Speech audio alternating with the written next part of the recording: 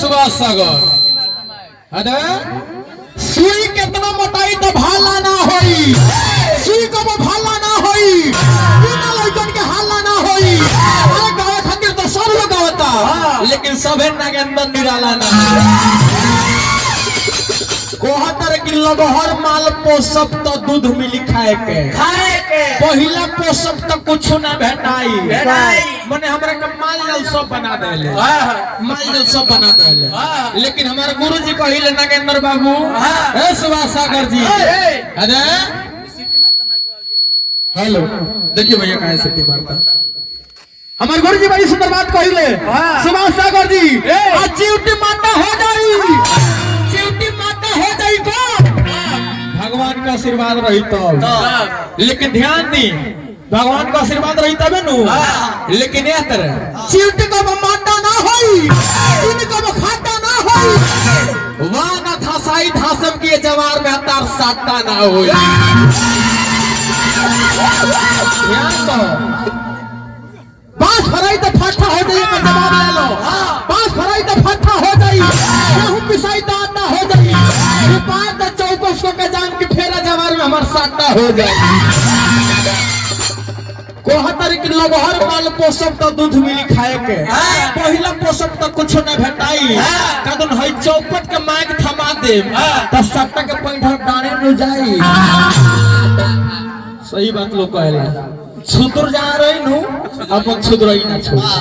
तब तू छुदरई बहुत और गइल ना जी हमार गुरुजी बड़ी सुंदर बात कहिले कि ओट के पट बोलल पगलाए के लक्षण हो ओट के पट बोलल पगलाए के लक्षण हो आमद से बेसी खर्चा कोई बिलाए के लक्षण हो ए सुभाष सागर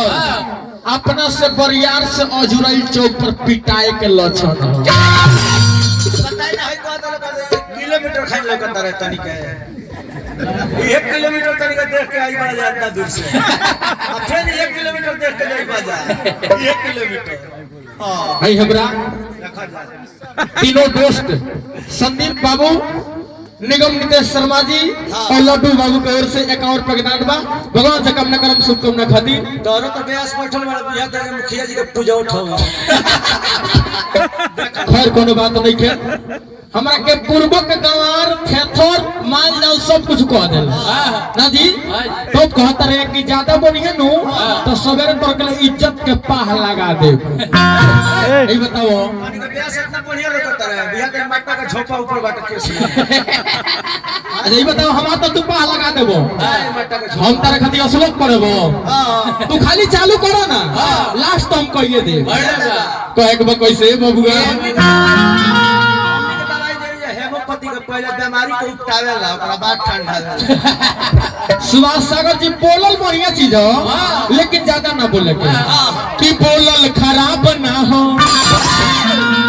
देखो कि बोलल खराब ना हो अरे ज्यादा बोले के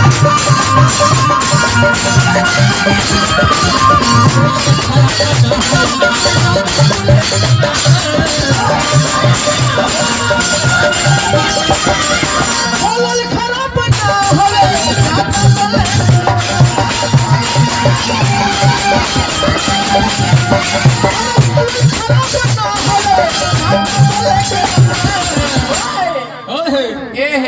अरे हौसल खराब ना होवे ज्यादा हंसे के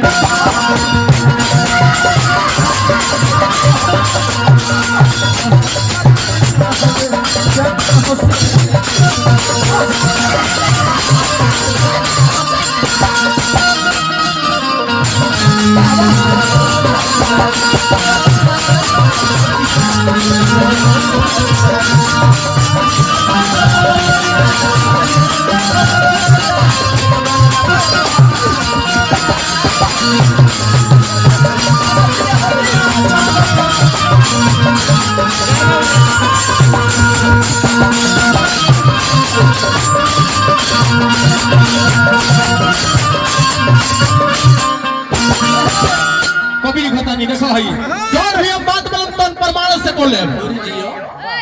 कि बोलला सस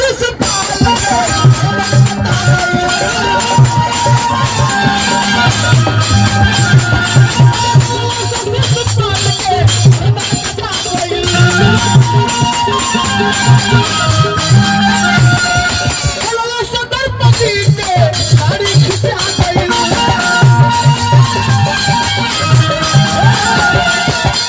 शिशुपाल के जब जन्म भइल बुलेट भगत जी जब करता मालिक के भाई 101 रुपए के दान दिलवानी भगवान से कम न कर कामना पूरा करी। शिशुपाल के जन्म तक 3 गो आंख रहे चाचा।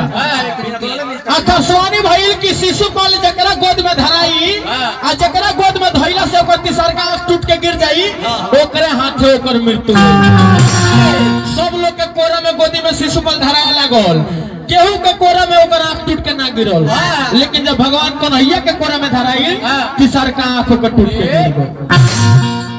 अब शिशुपाल के माई कन्हैया के फुआ रहली कन्हैया जी के कहली कि ये बाबू हमरा बेटा के तू मत मरी हो। भगवान कन्हैया बचन देनी कि जा फुआ तेरा बेटा के ना मारब लेकिन जहिया 100 से बेसी गलती कह दी तहिया करे के मार दे। राजसू जग में शिशुपाल गलती पर गलती गाड़ी देत गइल कन्हैया जी के। जब 100 गो गाड़ी हो गइल तो लोग पूछे लगल कि भगवान ने कन्हैया ई काहे गरिया होता रहुआ के। तो कन्हैया जी कहनी कि जानता नहीं लोगी कि देले पानी बचन हम एकरा माई के। भगवान कन्हैया कहनी एकदम प्रमाण से बोलता नहीं सुभाष सागर कि देले पानी बचन अरे हम एकरा माई के आ गलती पर गलती करी मारब चक्र चलाई। 100 से ज्यादा जब गलती बोल भगवान का नहीं चक्र चला दिया कैसे कि बोले ले से शिशुपाल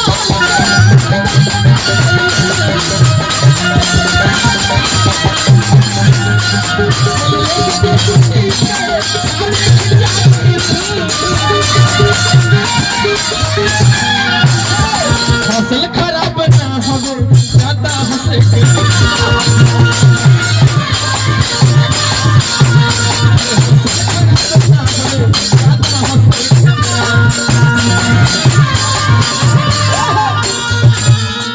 आजा आजा मुस्कान मुझके कान पर ढक नहीं बैठो बढ़िया मुस्कान सुभाष सागर जी के तनी उपाय कर ली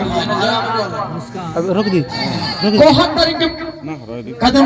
मौग में मताना में कितना अंतर। ये बताओ तू ज्ञान की बात बतावे आज बड़ा तू मोगाई सिखावे आज बड़ा ब्यास हवा हो आ कभी कहता जब किलोमीटर फिर मत कहिए जाए। सबसे पहले चाचा जी ई कोहत तरीके तू सवाल पूछे आई बड़ो हमरा ढंगा रुआ पूछे के। देखो ई बताओ परीक्षा में जब बैठल बाड़ो तो जब ना लिखबो ओकरा के बाद बजा के लिखबो कॉपी मांग के तू अपन समय गंवा चुकल बाड़ो सुभाष सागर। भूगोल के नियम हो कि पहिलका सवाल पहिलका व्यास जो सवाल करता रे दूसरका व्यास के जवाब दे के गई है और पहिलका व्यास तू रहा तारे से शुरू भइलो तो तू सवाल हमरा से काहे न कइलो पूछ के हमरा से सवाल करबो। तू अपन समय गंवा देला बड़ा जब टाइम गंवा दियाला नु वो फिर दोबारा आवेला भैया। तू अपन समय गंवा चुकल बड़ सुभाष सागर। अब पद हमार हो गइल बा अब शुरू हमरा से होता सवाल के जवाब हमार दो अना त इधर से धोरा नटी बाग तू सवाल को बोल को असल गुरु के चेला हक असल बाप के बेटा होखबो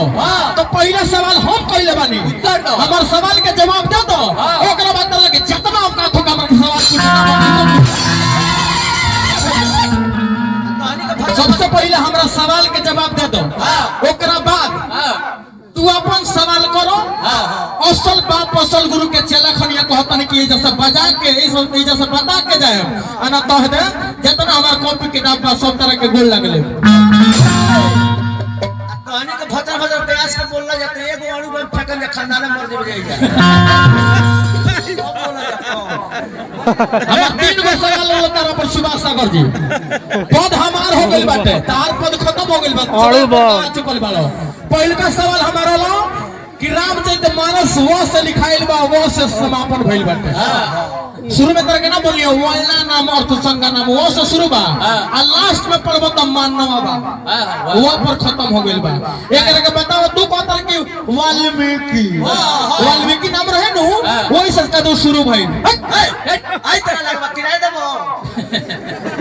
तुलसीदास लिखल लेकिन वाल्मीकि जी ये बताओ तुलसीदास लिखल कि वाल्मीकि जी लिखल वाल्मीकि जी बाद में ओकर व्याख्या कइले या ये दादा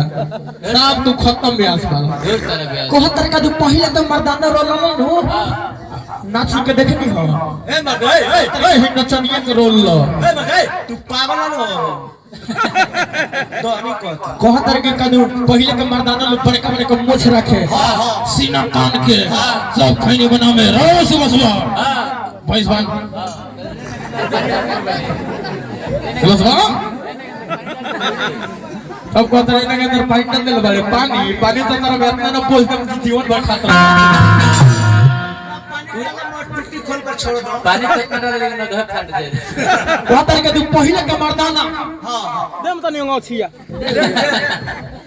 हम असली आए रहे गिर गेल है अथी मसला देखी ना भाव कोई ना नु तो तनी रंगीन का अच्छा लगे सादा का चावल ना हमरा बुझा तो विधवा मेहरा रुके ना व्यास जी खता व्यास कोहतर के पहले का मर्दाना ऐसा तो लोग हमरा बुझा तो रावण के खानदान में कितने चले कदू नगेता निरल हसतर ए मगर तू नचलो में बढ़िया पैसा कमाता रहो जत्र सुभाष सागर हम गायकी को दे जाना स्वरलिपि से बोल दे नु करे जा तार फाट जाए बढ़ लगा गायकी में 10 गायकी में अभी 10 वर्ष तुम पीछे मारो आगे से गावत रहो तो तरह ना के अंदर मिला 2 साल 200 पर झाल बजावत रहो आ तो माई के पेट में से सारे का पाँच बच्चे गावत सब लोग भैया धरती पर सीखे लगा कलाकार को तरह तू झाल बजावले बड़ो आ तू भैया के पेट में हारमोनियम पेट रहो ढेर दिन से गायकी ना कर ले ढेर दिन से मोटरसाइकिल हाथ ले 3 साल जैसे भर किलोमीटर में मार के दांत चिया गया देखो है नचलो अनु देखो पहले के नाच में हमारे के नाच में चाचा अंतर बा देख पहले के नचनिया रो पहले के 50 बरस के उम्र हो जाई तब जाके नाच में भर्ती ली एंट्री होई एंट्री हुई वो लोग के एंट्री के बारे में सुनाया पहले के नचनिया रोपनी सोहनी को के गोड़ में बड़ाई फाटल बा साइकिल से चाहे पैदल सट्टा पर चल दिलो आउ 50 बरस के नचनिया मोछधारी छिलवा मुस्कान जब मंच पर चढ़ी लो मुर्दा सब गोत के तो पहले के नचनिया के भाव देखी वो लोग के चलाई देखी देखो चलाई देखो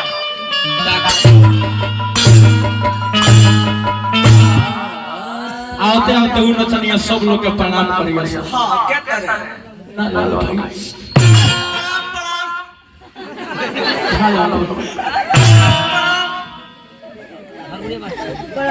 बिंदी वाला मास्टर ब्याजी धरी आई धरी हो गई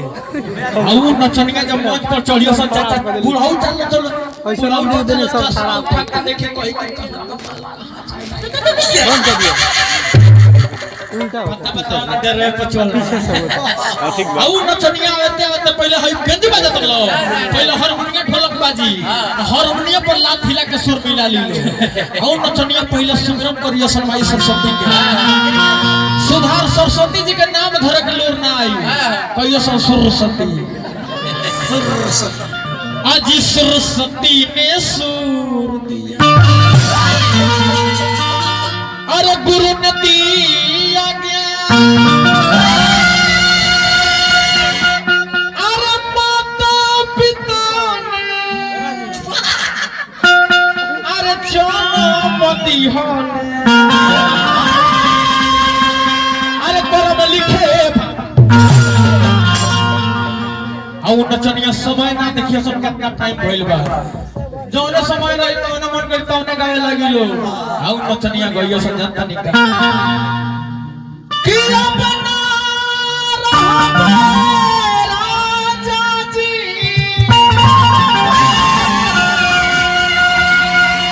अरे रौरी महालिया हई सब तीन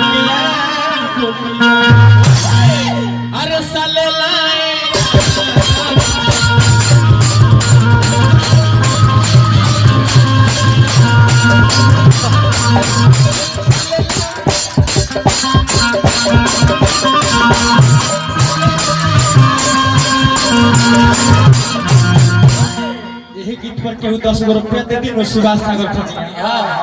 केहू 10 गो रुपया दे दी तो शुक्रिया अदा केतना करी लो पैसा रोना लगता हमारा को दे दी